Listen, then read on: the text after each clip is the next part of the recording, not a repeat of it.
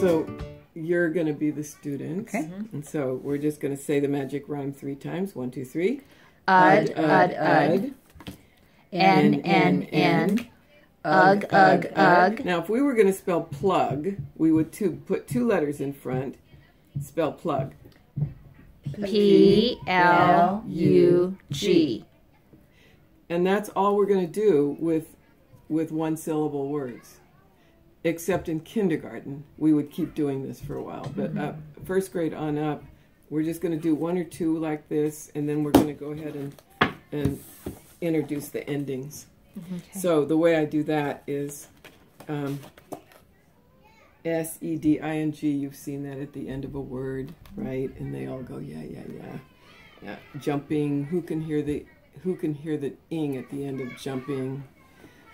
Jumped. Does ed sometimes sound like a t? Jumps. And then I'll say, what does er say?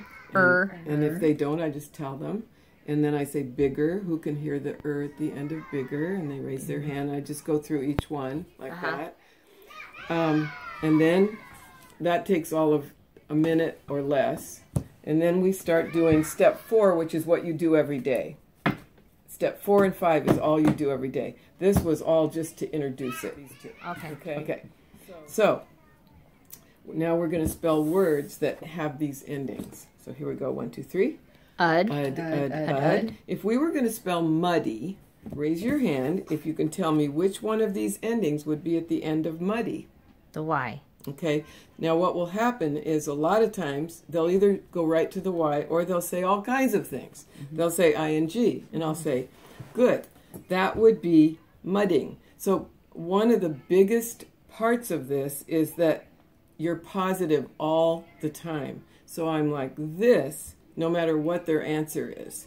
Good, or good guess, or yes, that would be mudding. Does anybody else have an idea? And then how you just do that as many times. And then when somebody says why, I say, who thought it would be why? And then everybody raises their hands because they all want credit for that. And then I say, okay, let's spell muddy. On the very first word, I'm going to tell them we're going to make 2 Ds. And then I never talk about it again. The reason I don't talk about the rules is because they don't care why there's 2 Ds. They don't care. They will get it internally through the process. So, muddy. M-U-D-D, and then Y. Yeah. So here I'm waiting for them to start to say the M before I chime in. Here I don't wait. I just say it. U-D-D, and then I just wait and be quiet here. So it's wait, don't wait, be quiet. And then we just keep going. And here I do the same thing. I'm waiting till they start to say the N, and then I chime in. Ugh, ugh, ugh. Egg, egg, egg. Egg, egg, egg. And the other thing is these need to be really shuffled. You don't want them all in order. Okay. What if we were going to spell strumming? I'm strumming my guitar. And for the English language learners, I almost always use it in a sentence. Strumming. What would be the end of strumming? If they say L-E, I say, good, that would be strummel. And just tell them what it would be. As soon as they say ing, strumming. S. Now, let's say they say something besides T. And that will happen. They'll say P, and I'll say, now listen, st, st. I'm not including the R. St, strumming. And somebody will yell out T. Then we start over. This part is really important to get that blend, the blends down. And then we do it again. S, T, and then there'll be silence. And I say, listen, strumming. And somebody will say R, and then we start over. S-T-R-U-M-M. And then I just be quiet while they say the ing. And sometimes they'll look back here and try to find it before they, or if they say the wrong one, you just wait and they'll self-correct. So that's all it is. You're doing a bunch of them, eb, eb, eb, ib, ib, ib, da, da, da, da, da, da, and every once in a while spell a word, and the words, as Meredith was pointing out, are on the back. So the cheat sheet for the teachers. So they don't have to be thinking up the words. that's step 4. Then I say, now, are you ready for the really magic part? And they always say, yeah. And so I say, I want you to see if you can find one of these magic rhymes in a word. And I say, I don't know which one it's going to be. It's one of these. And then I just hold up a word. And they raise their hand, and immediately they will say ER, because you've been focusing on that. So then I'll say, yes, that is our ending. Very important part. But where's one of these magic rhymes? So now you see all their faces going, you know, they're really looking at the word. That's my favorite part. Thinking about it. They're really looking. And they'll say all kinds of things in first grade. They'll say TT. And I'll say, well, that's the extra T, and you're very close. Or if they say SC, I'll say, that's the beginning of the word, and you're very close. And if they say CA, I say, the C is part of the beginning of the word, and you're very close. So first graders will say cat. Oh, maybe. I've never They'll heard see that. cat. I've Really? never heard that in all these years. So funny? they don't. they won't They then. won't. They will just look for. They'll say TE, and I'll say the E is part of the ER ending, and the T is the extra T. Very good. Where's the magic rhyme? So somebody eventually will say the AT. They'll either say at, or they'll say at, or they'll say AT. And as soon as they do, you just go 1, 2, 3. At. What's this?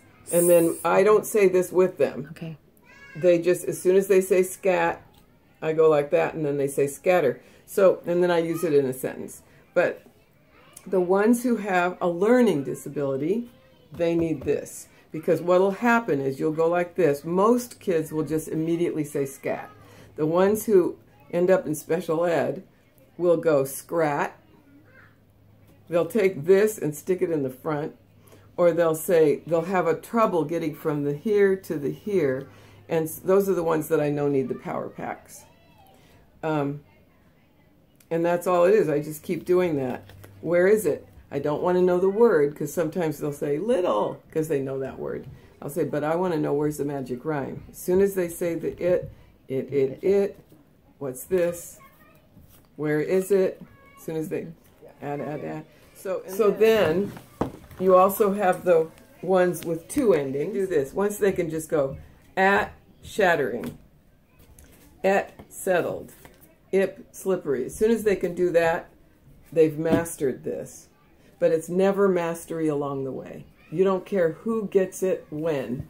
You don't have to pay attention to that. Just make sure they're with you, and then they will get it as they're ready to get it. Once most of the group has it, then you start with the rest of the rhymes. Well, and the other thing with that, when watching you, Shay, is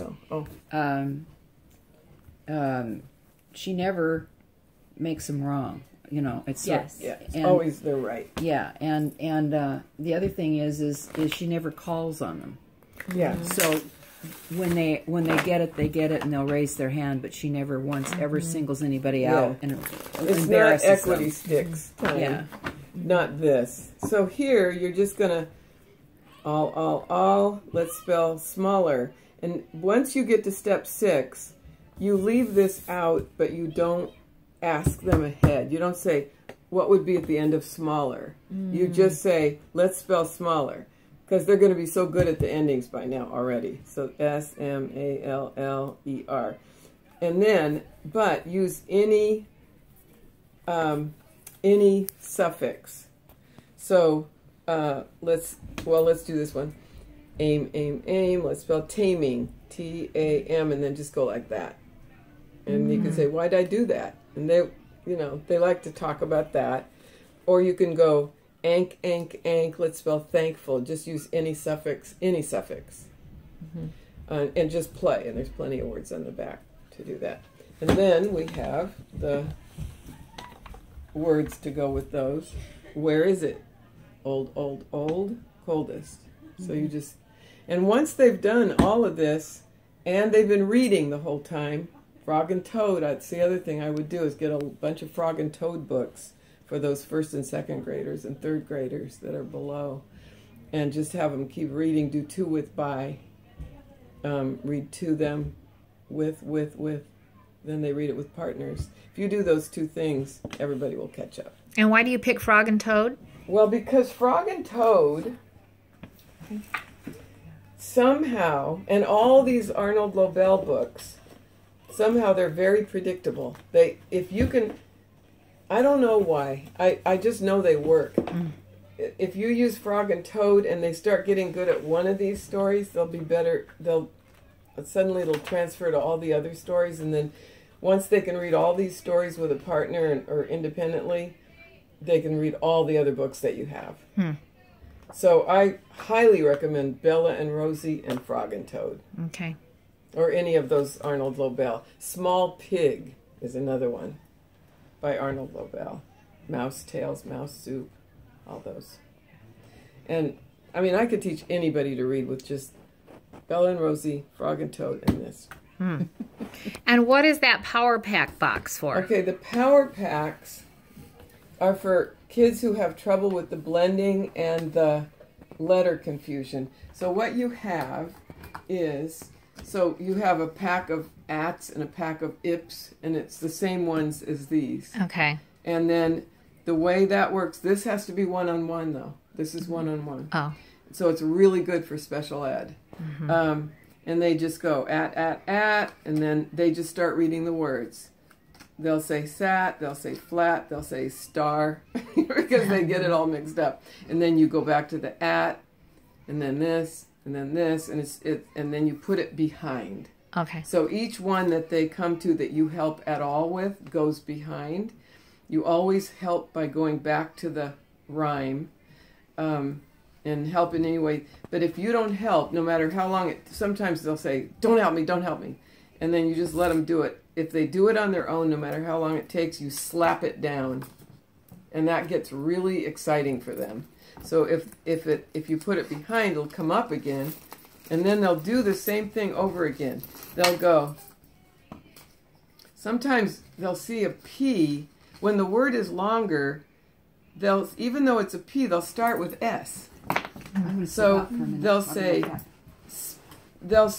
spatter, and then you help them until they say pattern. It goes behind. The next time it comes up, they'll say spatter, and then you help them. It comes up again, and then they'll say spat, and then they'll go, wait. And now what they're going to do is train their own brain to fix it, and they'll look at it really closely, and it's amazing. Sometimes they come up 4 or 5 or 6 times, and then they find a way to make it work inside their brain. I don't know how to explain that scientifically, but it works. And then pretty soon, and then once they've got all of these down, then there's a chart that you can get online where they keep track, and then they just keep track, and you just don't keep going back to this one. Just do this one, then this one. Don't worry about mastery again. Just keep going through until they've done all 30 of them. And then if they're still having any trouble, do the box again. And it will work its way out. A lot of kids, once through the box, it handles it. And some need to go through. There's going to be another box coming based on these.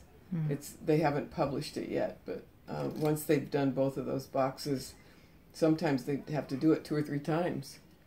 And then they work it out so they don't do that anymore. Cool.